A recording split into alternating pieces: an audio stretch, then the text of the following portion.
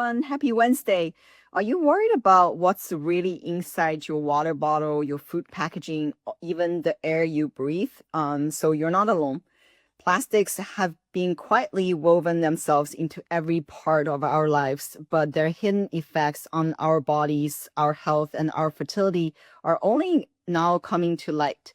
If you ever wondered why hormone issues, unexplained health challenges, or fertility challenges seem more common, it might be due to chemicals in everyday products. Finding resources to help you minimize plastic use to improve health and fertility can be very challenging. And that's why we're so glad to chat on IG Live today with Dr. Thalia Segal, founder and medical director for Collab Fertility. During this live, we're going to discuss factors to consider when optimizing your fertility plan, how minimizing plastic use can help improve your pregnancy outcomes, the importance of nutrition in your fertility journey, and so much more. I saw Dr. Siegel.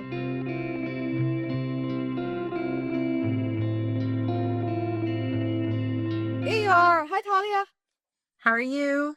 Good. How are you? Good, good. I'm so glad we're making this happen. This is very exciting. So, tell us a little bit about yourself and how you decided to start Collab Fertility. Yeah.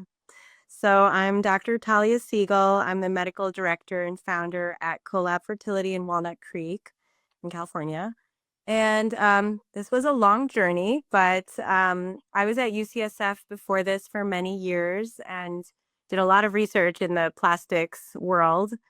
And I was really excited to open a facility in the East Bay that can really have more attention to detail, a more personalized approach. I think academics are wonderful, but um, we don't control everything. So this has been such a wonderful opportunity here to provide care that the kind of care I would want to receive, and also the opportunity to innovate. Right, I can do anything. We can introduce new ways of providing care, applying my research to clinical practice. So it's been the best. I love it. I remember you also mentioned there's a huge gap in terms of the physicians are providing care in this geographic area, which is also filling up a needs that even people in more rural part of the Bay Area can actually come and go to a clinic. Yeah, there was nothing in this area of the East Bay. So patients were driving to Mission Bay to see me in San Francisco, all the way out here. So now, we serve, I'd say, like Vacaville, Fairfield, all the way to Sacramento, all these towns, Tracy. They're so happy to have us way closer because, as you know, IVF can require a lot of visits in a short amount of time. Why does the name Collab Fertility resonate with you? It's short for collaborative. I think so many ways to apply that, right? Between patients and providers, among the team here, we're very collaborative with community partners, fertility acupuncturists, therapists. It really takes a village to help our patients be successful. So now tell us the new Collab way integrative approach because I was extremely impressed. What does it Yeah, encompass? this is the first clinic that I know of that has incorporated from day one, practical tips on how to reduce your exposure to environmental toxins. So microplastics, plasticizers, all of these are in our foods, in our everyday products. And patients don't even, I think awareness is growing, right? Thanks to your company and research, but still a big gap of knowledge. And so without overwhelming patients, I think there's a way to provide practical tips on minimizing our exposure. And this in turn leads to better and faster outcomes with fertility treatments. So that's part of the Collab way. I would say it has 4 pillars. So number 1 is, endocrine disrupting chemicals, reducing exposure. Number 2 is nutrition. So we brought on a full-time registered dietitian, Mimi, and she has been seeing couples from day one, and it's free. So I can Not that it's required, but it's strongly encouraged. And then the third part is trusted partners in the community. So acupuncturists, therapists that we can provide as resources for our patients. It's not just here's a business card. I really keep in touch and we are communicating back and forth about our patients. And then the fourth is our research. So we have a new research center, the Center for Lifestyle, Environmental Toxins and Nutrition, CLEAN. And so far, well, yeah, we've got a couple applications from fellows in the fertility space who want pilot grants to study this exact topic. That is so cool. Yeah. Okay, today we're discussing like the impact of plastic on the body and fertility. How do you come to realize, plastic could be a source of infertility? Yeah. So I got into this in my fellowship. And one of my co-fellows told me about a pesticide called atrazine. So not a plastic, but still an endocrine disruptor, and how it's in our water. I was living in Cleveland at the time, which has a very rural community right outside of it, lots of pesticides, lots of farms, and it was in our water. So I got the Berkey filter and was filtering it out and learned more about the professor, Tyrone Hayes, who kind of showed us that atrazine can impact frog development and sexual dimorphic issues in the frogs. And then kind of expanded. I wanted to do my thesis on this. So I found Russ Hauser. He's a professor out of Mass General, and he did the Earth study.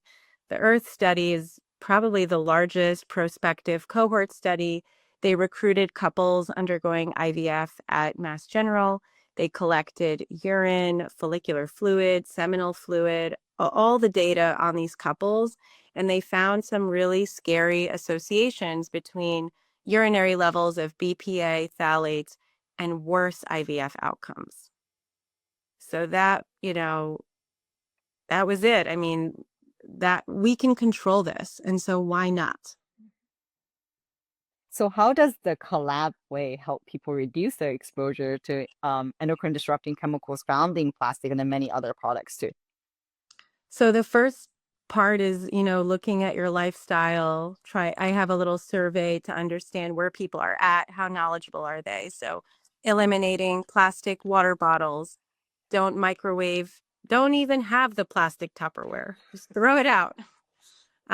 Using glass, using stainless steel, replacing what you can with, real bar of soap, not in the plastic, a bamboo toothbrush. I mean, the list is exhaustive, but I think these small changes can make a big impact. These metabolites they have a, 6-ish hour half-life. You can eliminate them from your system.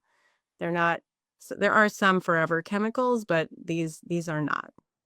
And these are like we always think these are the low hanging fruit. That's because they're so easy to change if you remember to do them and then go out of your way to do it. Yes, yes. So to help with that, I put together 3 educational modules. They're like 5 to 7 minute videos. They're divided into kind of kitchen, diet, laundry, cleaning, and then personal care products. And so I'm sending those out to patients and then having some very simple, practical product swap suggestions. Amazing. Amazing. You mentioned like nutrition is also one of the pillars. So how important is nutrition counseling in the collab way approach? It's from day one. The current like fertility treatment center is all right, you have this diagnosis, let's do the drugs, let's do the IVF procedure and see what happens. And if it fails, then they start to look at, oh, wait, tell me more about your lifestyle. Like, do you drink lots of soda cans? Do your caffeine, your energy drinks, all kinds of stuff. So here, why not target that from the beginning so that maybe we do fewer IVF cycles and have success, much faster, or maybe less invasive treatment. If the issue is sperm count and someone fixes their lifestyle, there's a new batch of sperm every 3 months. So that could be all this couple needed was a free consultation with Mimi. And also this like can eventually like really help couples to save costs because it's like each cycle is super expensive. If this can reduce the number of cycles that they needed, that's like huge amount of saving. Yeah, totally. Or like that first embryo transfer takes, the others can be for baby number 2. Mhm. Without extra rounds of IVF. Right, right. So I have a recent a couple who long time infertility. I would say unexplained slash mild male factor was kind of their diagnosis. They did several rounds of IVF to bank embryos. They were preparing for their frozen embryo transfer. I had just brought on our nutritionist, so they were the first couple to see her. They probably did maybe 2 months of intensive like weekly follow-up with her, made some major lifestyle changes. Guess what? Pregnant. That's amazing. That's amazing. So then is it important for person to tailor like their diet based on their conditions, like, you know, PCOS, reoccurring miscarriages, and like versus like endometriosis? 100%. So yeah, what we've done here is come up with individualized nutrition plans. So we have for diminished ovarian reserve, egg quality, sperm quality, recurrent loss, PCOS. There's definitely some overlap, but there's different kind of Mhm. emphasis on, anti-inflammatory foods for endo, things like that. So it's been really cool, and it's all based on the latest, research and evidence and books. So we're in it. We're also doing research in it. I know Collab is also looking at male nutrition, all the male factors. So why does the Collab way do that? So the man is half the problem in heterosexual couples. So I mean, so as one of our mentors, Dr. Shauna Swan, has found that sperm counts have dropped 50% over the past 50 years globally. So something's going on, that's too rapid for genetics alone to explain. There's definitely something in our lifestyle, whether it's these endocrine disruptors or other, bad habits. And the good thing about male fertility is it's all reversible.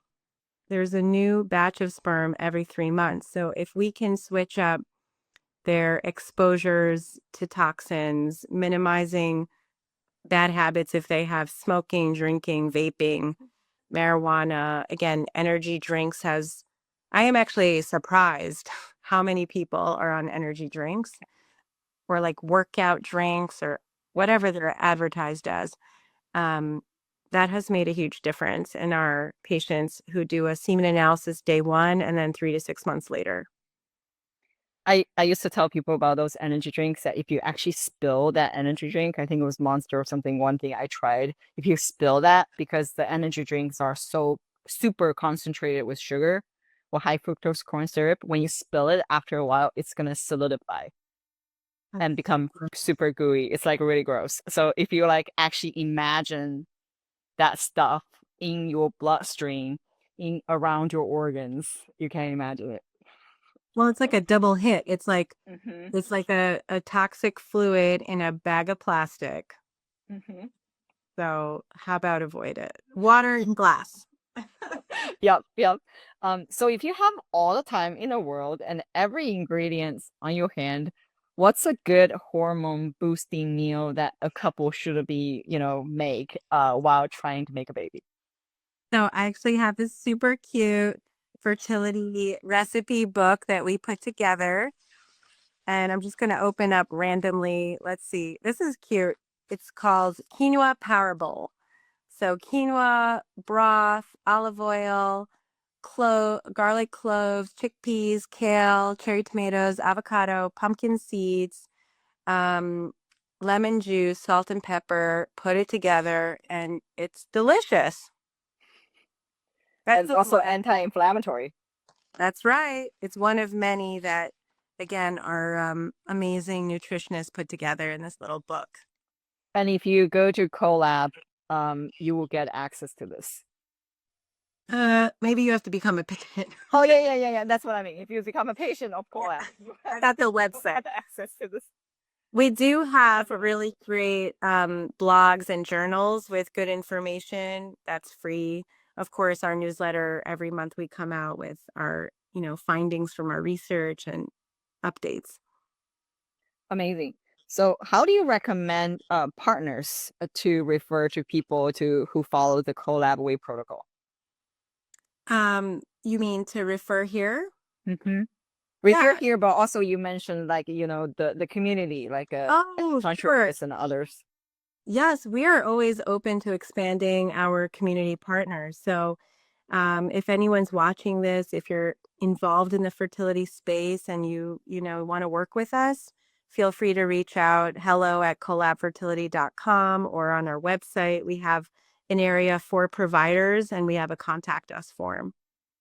Amazing. And then tell us about the Clean Center. Yes, it's so exciting. So, we're doing a study right now. We're looking at replacing the embryo culture dish in the lab with a glass one because most people are not aware.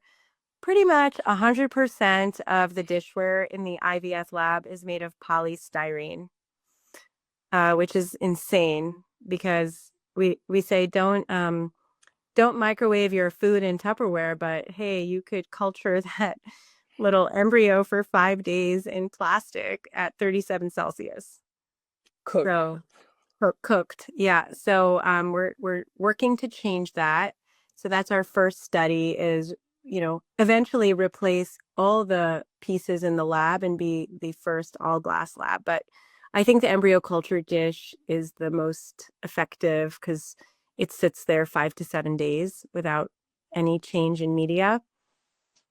And the next step is a mouse study. So we're going to make sure that it's safe.